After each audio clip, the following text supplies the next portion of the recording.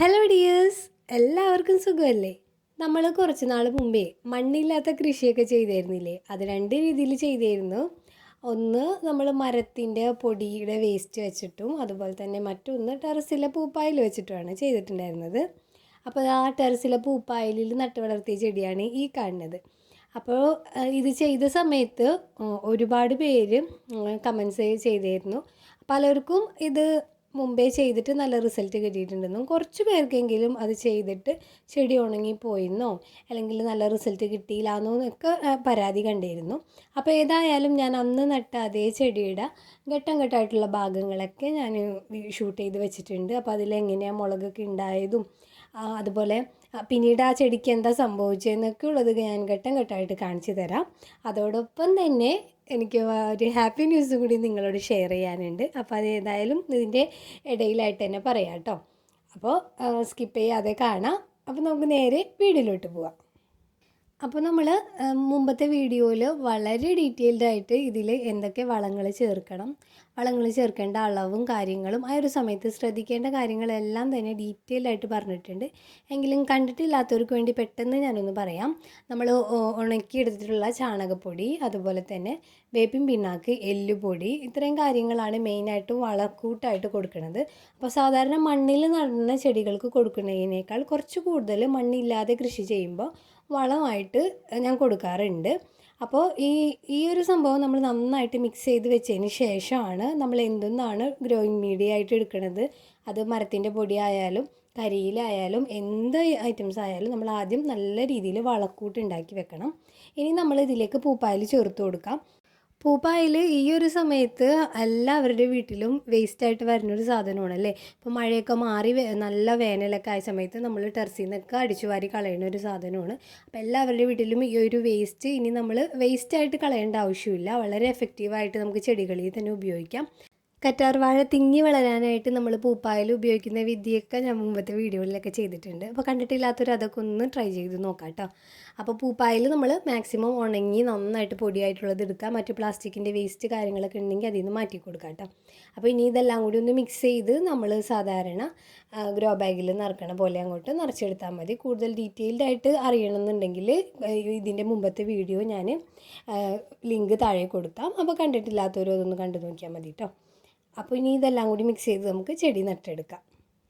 അപ്പോൾ നമ്മൾ ഈ ചെടികളൊക്കെ നടാനെടുക്കുമ്പോൾ തീരെ ചെറിയ ചെടികളല്ലാതെ കുറച്ച് സ്റ്റെമ്മൊക്കെ കട്ടിയായി വേരൊക്കെ നല്ല ഹെൽത്തി ആയിട്ട് തുടങ്ങിയിട്ടുള്ള ചെടികൾ പൂപ്പായലിലൊക്കെ നടാൻ ശ്രദ്ധിക്കാം. അപ്പോൾ തന്നെ നമുക്ക് ചെടികൾ കരിഞ്ഞു പോകണം, ഉണങ്ങിപ്പോകുന്നു എന്നുള്ള പരാതി ഒഴിവാക്കാൻ പറ്റും. കൂടുതലും ഞാൻ വഴുതന, മുളക് അങ്ങനെയുള്ള ചെടികളാണ് ഇത്തരത്തിൽ നട്ട് വളർത്താറുള്ളത് കേട്ടോ. അപ്പോൾ ചിലർ പറഞ്ഞു മുരിങ്ങയുടെ കമ്പൊക്കെ നട്ട് വളർത്താൻ നോക്കിയിട്ട് ഉണങ്ങിപ്പോയിന്ന്. അപ്പോൾ ഒരിക്കലും നമ്മളങ്ങനെ വേര് പിടിപ്പിക്കാത്തതോ അല്ലെങ്കിൽ മുള വരാത്തതായിട്ടുള്ള ചെടികളൊന്നും നേരിട്ട് ഇതിൽ നടാൻ ശ്രമിക്കാതിരിക്കുക കേട്ടോ. ഇപ്പോൾ എന്തായാലും മണ്ണ് ഇല്ലാത്തതിൻ്റെ മുഴുവനായിട്ടുള്ളൊരു സൊല്യൂഷൻ ഒരിക്കലും പൂപ്പായലിനെ കുറിച്ച് പറയാൻ പറ്റില്ല. കാരണം പൂപ്പായൽ നമുക്ക് ഒരു വീടിൻ്റെ ടെറസിൽ നിന്ന് എടുത്തു കഴിഞ്ഞിട്ടുണ്ടെങ്കിൽ എത്ര ഗ്രോ ബാഗ് നിറക്കാനുള്ളത് ഉണ്ടാവുമെന്ന് മനസ്സിലാക്കാവുന്നതേ ഉള്ളൂ അല്ലേ. അപ്പോൾ ഏതായാലും ആ ഉള്ളൊരു വേസ്റ്റ് എങ്ങനെ യൂട്ടിലൈസ് ചെയ്യാമെന്ന് മാത്രമേ ഞാൻ കാണിക്കുന്നുള്ളൂ. അല്ലാതെ മണ്ണില്ലാത്തതിന് പൂർണ്ണമായിട്ടും നമുക്ക് പൂപ്പായലൊരു സൊല്യൂഷനല്ല. പിന്നെ നമുക്ക് ആ ഒരു പൂപ്പായലിനെ യൂസ് ചെയ്യുമ്പോൾ സെലക്ട് ചെയ്യണ ചെടികളിൽ ഒന്ന് ശ്രദ്ധിക്കുകയാണെങ്കിൽ നല്ല രീതിയിൽ വിളവ് കിട്ടും. അതായത് മുളകിലൊക്കെ വരുന്ന മാറ്റങ്ങൾ ഞാൻ കാണിച്ചു തരാം. അപ്പോൾ നമ്മളത് ഷെയ്ഡിൽ വെച്ചു കുറച്ച് ദിവസം ഷെയ്ഡിൽ തന്നെ വെക്കാൻ ശ്രദ്ധിക്കാം. അപ്പോൾ ഈ ദിവസങ്ങളിൽ ഇവർക്ക് ഡയറക്റ്റ് സൺലൈറ്റ് ആവശ്യമില്ല. ഇൻഡയറക്റ്റായിട്ട് ലൈറ്റായിട്ട് കിട്ടുന്ന സ്ഥലത്ത് മാത്രം വെച്ചാൽ മതി. ഇപ്പോൾ കണ്ടില്ലേ, ആദ്യം വെക്കുമ്പോൾ എന്തായാലും പൂപ്പായലായതുകൊണ്ട് കുറച്ച് ലൂസായിട്ടൊക്കെയാണ് ഇരിക്കുക. പിന്നെ അതിൻ്റെ കടഭാഗത്ത് ആ വേരൊക്കെ നന്നായിട്ട് പിടിച്ച് വരുമ്പോൾ നല്ല സ്ട്രോങ് ആയിട്ട് നിൽക്കുന്നത് കാണാൻ പറ്റും. അപ്പോൾ ഇതുപോലെ തന്നെ നമ്മൾ സാധാരണ നനച്ച് കൊടുക്കുക. കുറച്ച് ദിവസം ഇതുപോലെ തന്നെ ഇരിക്കട്ടെ. ഇനി വരുന്ന മാറ്റങ്ങൾ നമുക്ക് വഴിയെ കാണാം കേട്ടോ. അതിന് മുമ്പായിട്ട് ഞാൻ നേരത്തെ പറഞ്ഞ ഹാപ്പി ന്യൂസ് നിങ്ങളായിട്ട് ഷെയർ ചെയ്യാം.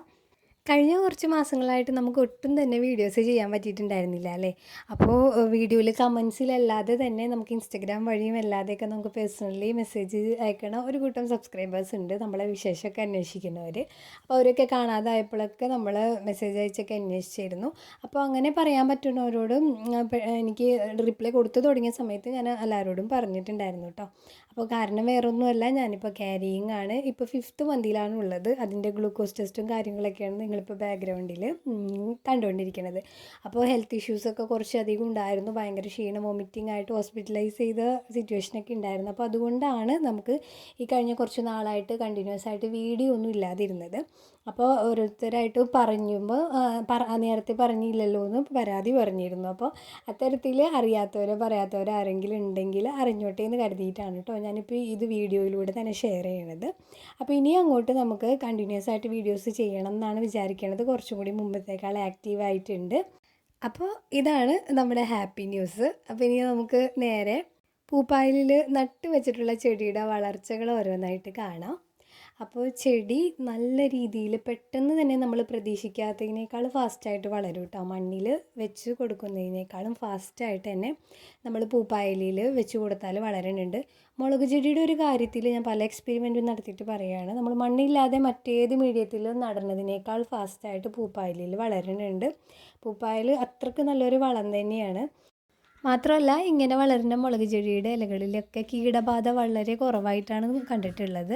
ഇതിൻ്റെയൊക്കെ ഇല കണ്ടാൽ തന്നെ നിങ്ങൾക്ക് മനസ്സിലാവില്ലേ, നല്ല ഹെൽത്തി ആയിട്ടാണ് നിൽക്കുന്നത് കേട്ടോ. അപ്പോൾ ഇതൊക്കെ ഈ മുളക് ഉണ്ടായി തുടങ്ങിയ ഒരു സമയത്തുള്ള മുളകുകളാണ്. ഇത് മുഴുവനായിട്ടുള്ള വലിപ്പം വെച്ചിട്ടില്ല. ഇപ്പോഴും നിങ്ങൾക്ക് നോക്കിയാൽ മനസ്സിലാവും നമ്മൾ വെച്ച അതേ രീതിയിൽ തന്നെയാണ് ഇപ്പോഴും നിൽക്കുന്നത്. ഇതിൻ്റെ കടഭാഗത്ത് നമ്മൾ മറ്റ് മണ്ണോ വേറെ വളങ്ങളൊന്നും തന്നെ കൊടുത്തിട്ടില്ല. മുഴുവനായിട്ടും ആ പൂപ്പായൽ തന്നെയാണ് നിൽക്കുന്നത്. ആ ചെടിയുടെ തണ്ടൊക്കെ കണ്ടാൽ തന്നെ അറിഞ്ഞൂടെ എത്രത്തോളം അത് വലുതായിട്ടുണ്ടെന്നുള്ളത്. അപ്പോൾ ഇനി ഇത്രയും മാത്രമല്ല, ഇതിൻ്റെ ഇലകളും മുളകുകളൊക്കെ ഇതിനേക്കാൾ കൂടുതൽ വലിപ്പം വെച്ച് വന്നിട്ടുണ്ട്. അപ്പോൾ അതൊക്കെ ഒന്ന് നോക്കിക്കോളൂ കേട്ടോ. അപ്പോൾ ഇത്രയും ഡീറ്റെയിൽഡ് ആയിട്ട് ഈ കാര്യം വലിച്ചു നീട്ടി പറയണത് വേറെ ഒന്നും കൊണ്ടല്ല. പലരും ഈ വീഡിയോ അപ്ലോഡ് ചെയ്ത സമയത്ത് പറഞ്ഞിട്ടുണ്ടായിരുന്നു ഇത് ഫ്ലോപ്പാണ്, നടക്കില്ല എന്നുള്ളത്. അപ്പോൾ ഏതായാലും എനിക്ക് കിട്ടിയ റിസൾട്ടാണ് നിങ്ങളെ കാണിക്കുന്നത്.